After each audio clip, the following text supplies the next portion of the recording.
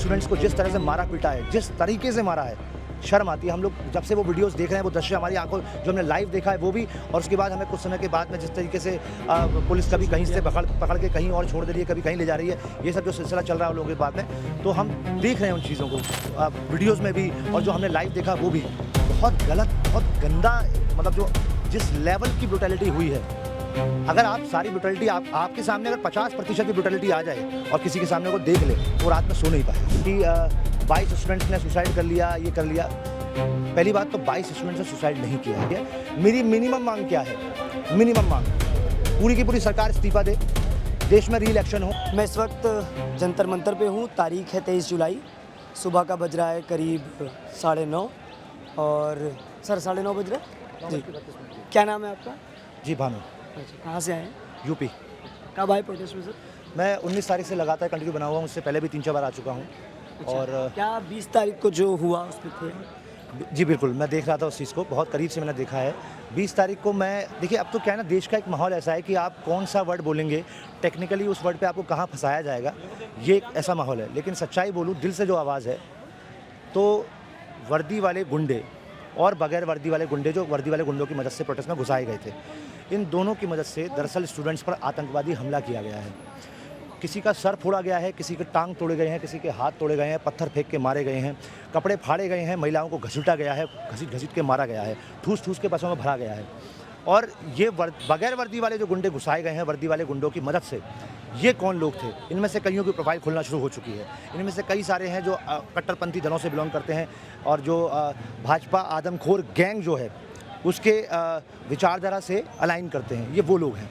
तो इन लोगों को शर्म आनी चाहिए। इन्होंने स्टूडेंट्स को जिस तरह से मारा पीटा है, जिस तरीके से मारा है, शर्म आती है। हम लोग जब से वो वीडियोस देख रहे हैं, वो दृश्य हमारी आंखों जो हमने लाइव देखा है वो भी, और उसके बाद हमें कुछ समय के बाद में जिस तरीके से पुलिस कभी कहीं से पकड़ के कहीं और छोड़ दे रही है, कभी कहीं ले जा रही है, ये सब जो सिलसिला चल रहा है लोगों के बाद में, तो हम देख रहे हैं उन चीज़ों को वीडियोज़ में भी, और जो हमने लाइव देखा वो भी बहुत गलत, बहुत गंदा, मतलब जो जिस लेवल की ब्रुटैलिटी हुई है।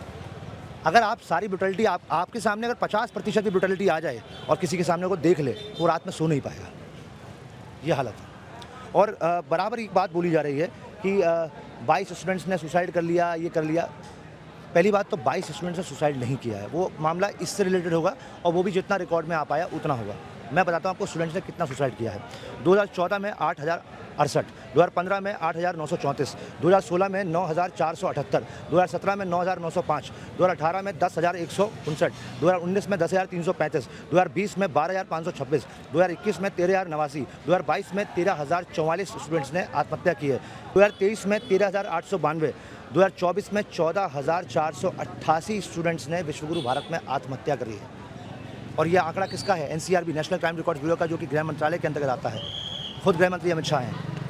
इसके अलावा दिहाड़ी मजदूरों ने 2014 में 15,735, 2015 में 23,799, 2016 में 25,164, 2017 में 28,741, 2018 में 30,127, 2019 में 32,563, 2020 में 37,666, 2021 में 42,004, 2022 में 45,194। इतने लोगों ने कर्ज के बोझ तले, इतने लोगों ने दिहाड़ी मजदूरों ने आत्महत्या कर ली। कर्ज के बोझ तले और दिवालियापन के कारण आत्महत्या की। 2023 में 6,566 और 2024 में 7,529 लोगों ने कर्ज के बोझ और दिवालियापन के कारण आत्महत्या कर ली है।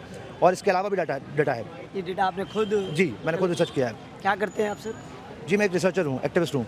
और 2014 में 2,308, 2015 में 4,357, 2016 में 3,709, 2017 में 5,151, 2018 में 4,970, 2019 में 5,908, 2020 में 5,213, 2021 में 6,361, 2022 में 7,034 और 2023-24 का मैंने पहले बताया। इतने लोगों ने कर्ज के बोझ तले दिवालियापन के कारण इसी न्यू इंडिया में, डिजिटल इंडिया में, विश्वगुरु भारत में आत्महत्या कर ली। ये सब क्या आत्महत्या करने की एक्टिंग कर रहे हैं? ये क्या है? ये और भी है।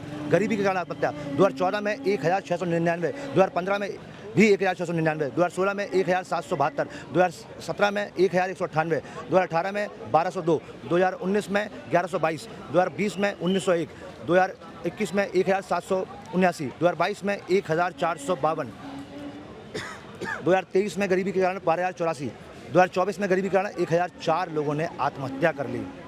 ये कौन लोग हैं? इसके अलावा बेरोजगारी के कारण 2014 में 2,207, 2015 में 2723, 2016 में 2298, 2017 में 2404, 2018 में 2741, 2019 में 2851, 2020 में 3548, 2021 में 3541, 2022 में 3170 लोगों ने बेरोजगारी के कारण आत्महत्या कर ली। ये कौन लोग हैं? किसान 2014 में 12,360, 2015 में 12,602, 2016 में 11,389, 2017 में 10,655, 2018 में 10,349, 2019 में 10,281, 2020 में 10,677, 2021 में 10,881, 2022 में 11,290 किसानों ने वैश्विक आत्महत्या कर ली। और सुनिए, आप ध्यान से इस चीज़ को देखिएगा। मैंने अभी आपको बताया था गरीबी के कारण कितने लोगों ने आत्महत्या कर ली। ये तो हुआ वो जहाँ पे कॉज क्लियर हो गया कि इन गरीबी के कारण आत्महत्या की थी। लेकिन अगर हम समझना चाहें डिटेल में अपने सेंस से कि क्या और भी लोग होंगे जिन्होंने गरीबी के कारण आत्महत्या की हो, तो इसको इस सेंस से समझिए कि एनसीआर भी अपने कॉज में टेबल में एक डेटा निकालता है जहाँ पर वो बताता है कि ऐसे लोग जिनकी आय 1 लाख रुपये प्रति वर्ष से भी कम, यानी कि अगर उसको हम मंथली एवरेज निकालते हैं तो 8,333 रुपये या उससे भी कम है जिनकी इनकम, वो लोगों ने कितनी आत्महत्या की। देखिए टोटल सुसाइड्स की अगर हाँ एक बार मैं टोटल सुसाइड बताता हूँ ताकि वो समझ में आ जाए। 2014 में टोटल जो भारत में आत्महत्याएं हुई हैं वो 1,31,666। अच्छा एक बात और आगे बताने से पहले बोल देता हूँ, अगर किसी को लगता हो कि क्या 2014 से पहले आत्महत्याएं नहीं होती थी, ये क्या तरीका है सरकार पर हमला करने का, तो मैं यहाँ बताना चाहूँगा, मेरे पास उससे पहले का डेटा भी अगर आप पूछेंगे बता दूँगा। आत्महत्याएँ बढ़ रही हैं लगातार। मेरा सवाल उस पर है, एक तो ये जवाब हो गया कि अब आत्महत्याएँ और बढ़ रही हैं, और दूसरा एक जवाब ये भी है कि क्या पहले कोई गलत काम हो रहा था तो क्या अभी भी होना चाहिए। अगर कोई ये लॉजिक लगाता है कि जनसंख्या बढ़ रही है तो उनसे कहूँगा एनसीआरबी का पीडीएफ डाउनलोड करके उसका प्रतिशत निकाल के पढ़ लीजिए और देख लीजिए कि प्रतिशत के हिसाब से भी आत्महत्या बढ़ रही है। ठीक, अच्छा अब आते हैं अपने उस पर। 2014 में 1,31,000, और दूसरी बात कि रिकॉर्ड भी कम हो रहा है। इसके लिए अगर आपको और डिटेल में जानना हो तो CRS सिस्टम जो है, सिविल रजिस्ट्रेशन सिस्टम भी होता है भारत का एक, जो कि कोविड के टाइम पे हमें इसके बारे में मालूम पड़ा। मुझे खुद पहली बार उसके बारे में कोविड के टाइम में मालूम पड़ा था, सिविल रजिस्ट्रेशन सिस्टम के बारे में, तो उससे भी आपको और अच्छे डेटा मालूम पड़ेगा। खैर आप क्या कहना चाह रहे हैं, रिकॉर्डेशन कम हो रहा है, मतलब जो डॉक्यूमेंटेशन हो रहा है इन चीज़ों का वो कम हो रहा है? वो भी कम होता है। एग्जैक्टली, वो कम हो रहा है लगातार। आप सांप्रदायिक दंगों के बारे में आप देखिए, एनसीआरबी कब से रिपोर्ट्स करना बंद कर चुका है, और 2017 तक का डेटा आपको मिलेगा। एनसीआरबी का पीडीएफ डाउनलोड कीजिए और उसके बाद में देखिए कि कम्युनल राइट्स जो हैं उसका डेटा क्या आपको 2017 के पीडीएफ के बाद में मिल पा रहा है। मैं आपको बता देता हूं, और मैं चाहूँगा कि आप इसको लगा दें अपने कैमरे पे, इसको एक बार जूम करके दिखा दीजिए। 1966 से लेकर के 2022 के बीच 57 सालों में 49,90,156 लोगों ने विश्व भारत में आत्महत्या कर दी। 2022 के बाद का, क्योंकि मैंने ये रिसर्च 2022 में की थी, तब तक 23-24 का डेटा आया नहीं था, लेकिन 23-24 का डेटा भी मैंने निकाल लिया है अभी। और वो क्या है, 23 में 1,71,418 लोगों ने आत्महत्या करी टोटल। 2024 में 1,70,746। अब मैं आपको देता हूँ ये डेटा ईयर वाइज। तो ये देखिए 2014 में 1,31,666 लोगों ने आत्महत्या कर ली। 2015 में 1,33,623, 2016 में 1,31,008, 2017 में 1,29,887, 2018 में 1,34,516, 2019 में 1,39,123, 2020 में 1,53,052, 2021 में 1,64,033, 2022 में 1,70,924 लोगों ने आत्महत्या कर ली। अगर हम इसका एवरेज निकालते हैं कि ये आत्महत्या जो एवरेज बन रहा है, तो ये लास्ट के जो ईयर्स हैं उन ईयर्स का अगर एवरेज निकालते हैं तो तकरीबन 460 से ऊपर है, 469 कहीं पे 467 पॉइंट कुछ या 468 मान सकते हैं। तो मतलब 465 से ज़्यादा लोग प्रतिदिन एवरेज भारत में आत्महत्या कर रहे हैं। ये कौन लोग हैं जो आत्महत्या कर रहे हैं? अच्छा अब समझिए उस खेल को जो मैं बता रहा था, गरीबी के कारण का खेल को अगर मैं और डिटेल में समझना हो, उस टेबल को तो छोड़ देते हैं, कॉज ऑफ पॉवर्टी, उसके अलावा समझिए तो ये जो टोटल मैंने सुसाइड बताई थी आपको, इन सुसाइड्स में जो भी लोग इस वीडियो को देखेंगे वो तो टोटल सुसाइड वाला जो मैंने नंबर बताया उसको देखिएगा, और उसके साथ में जो अब नंबर बता रहा हूँ उसको देखिएगा और माइनस कर दीजिएगा उसमें से। तो जो अब बचे हुए नंबर आएंगे बाद में, जो आपको निकालना पड़ेगा कैलकुलेशन से, तो आपको मालूम पड़ेगा कि बाकी जो बचे हुए लोग हैं उनका बहुत सारे कॉज हो सकते हैं सुसाइड करने का, पर गरीबी कारण नहीं होगा।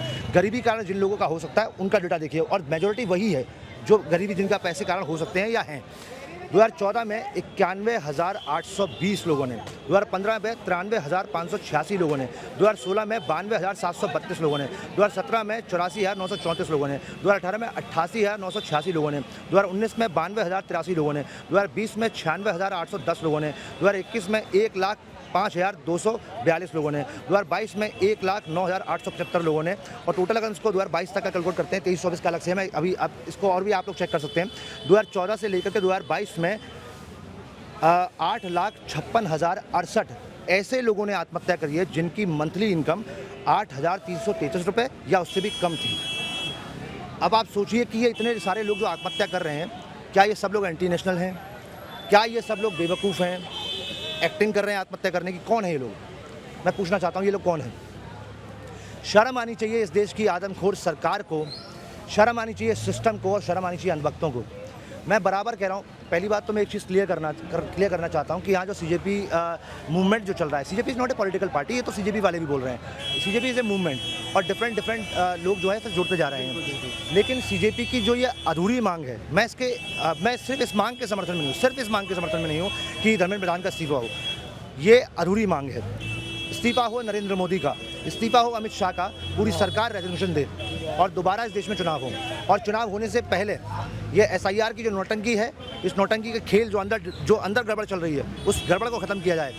सुप्रीम कोर्ट जो सोया हुआ है इस देश में वो जागे, और जो मुख्य चुनाव आयुक्त को यानी चीफ इलेक्शन कमिश्नर को चुनने के जो कानून को बदला गया। अब जब कोई भी व्यक्ति ये पूछता है ना देश के अंदर, क्या लगता है भाई आपको, क्या लगता है बहन आपको, क्या लगता है दोस्त आपको कि इस देश में जो चुनाव है वो निष्पक्ष हो रहे हैं, तो मुझे लगता है कि ये सवाल और इसका जो जवाब आएगा, दोनों बेईमानी है। ये सवाल ये गलत है। सवाल होना चाहिए कि क्या अगर चाहें भी तो इस देश में अब निष्पक्ष चुनाव हो सकता है? अब सवाल सही है और जवाब है नहीं। क्यों कह रहा हूँ ऐसा?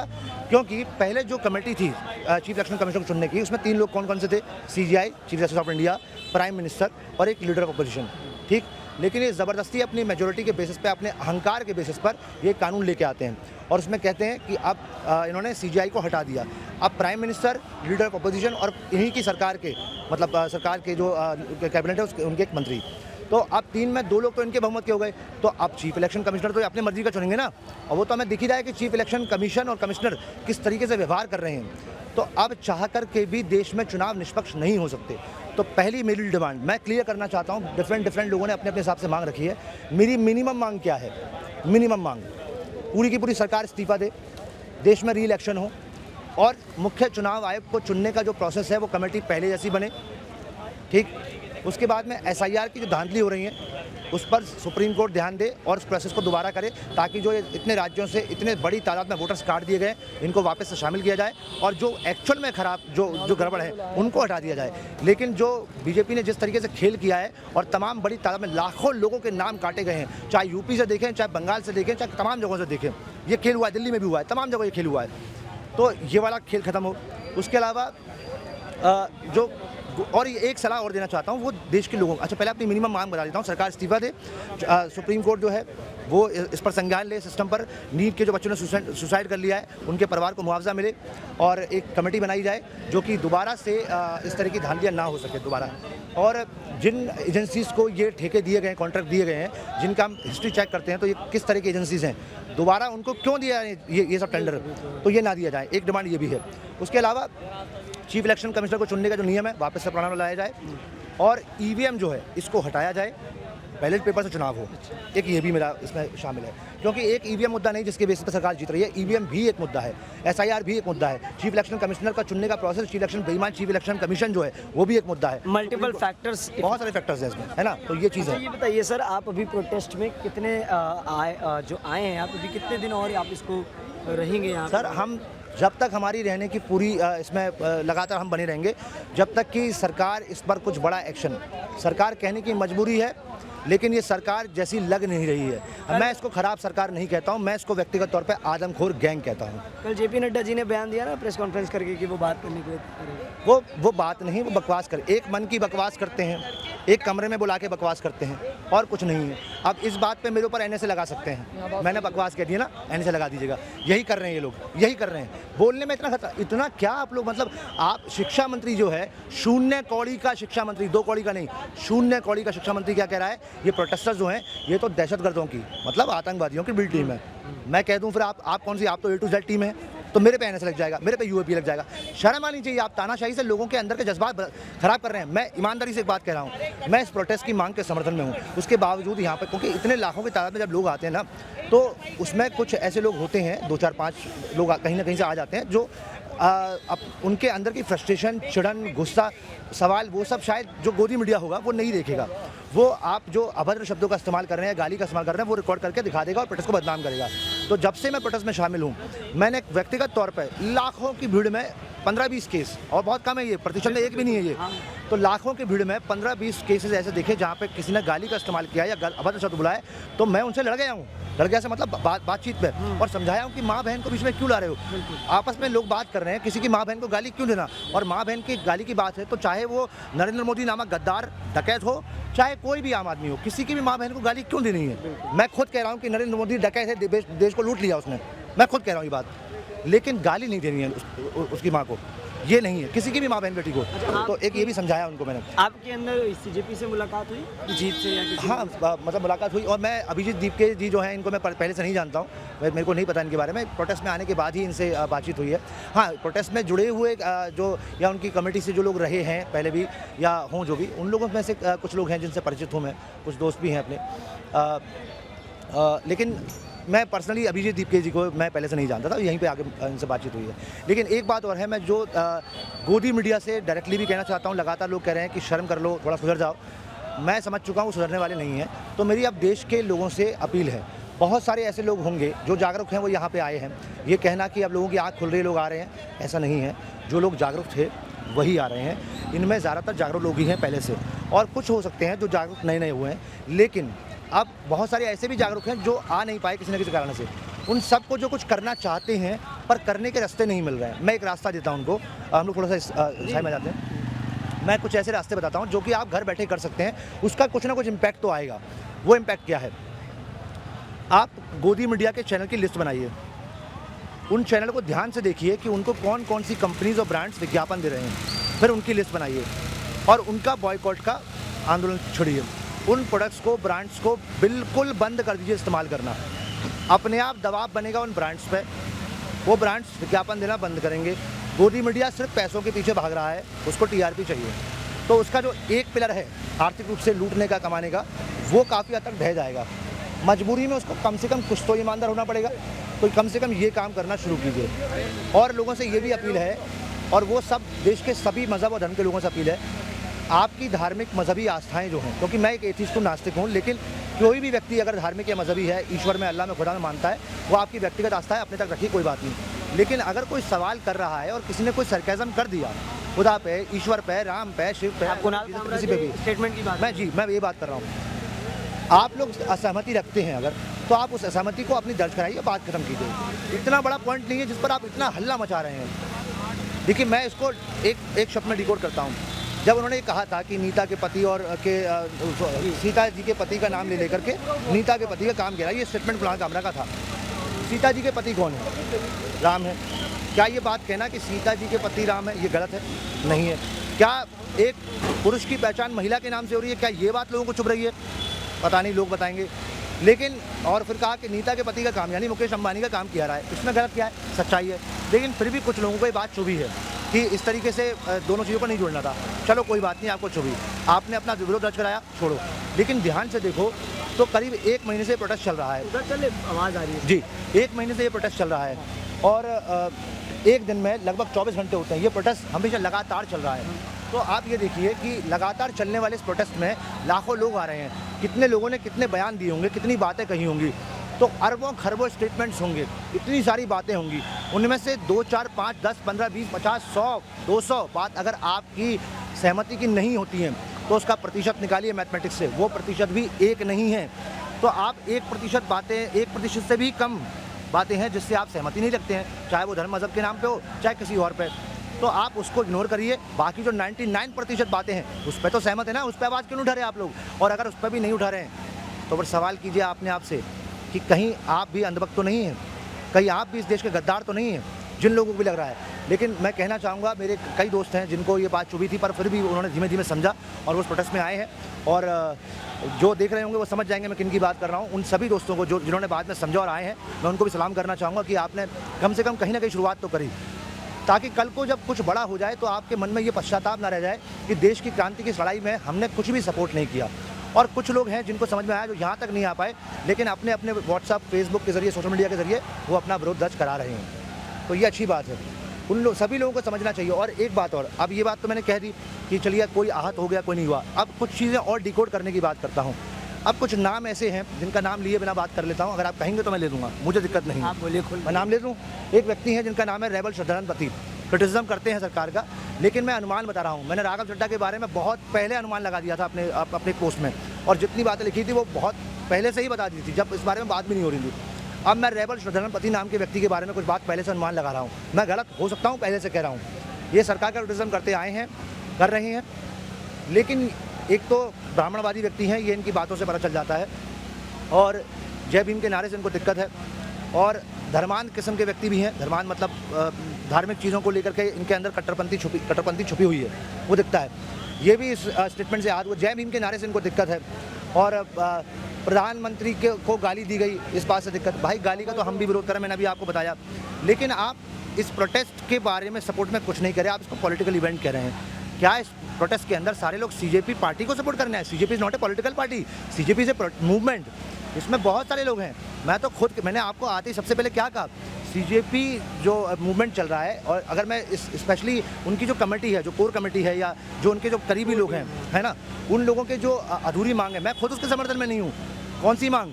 कि धर्मेंद्र प्रधान इस्तीफा दो। अरे उसके इस्तीफे से क्या होगा? तो उनका तर्क भी है इस पर कि एक शुरुआत होगी अकाउंटेबिलिटी की। अरे कौन सी शुरुआत होगी भाई? एक कीड़ा जाएगा, दूसरा कीड़ा आ जाएगा, उससे क्या मतलब है?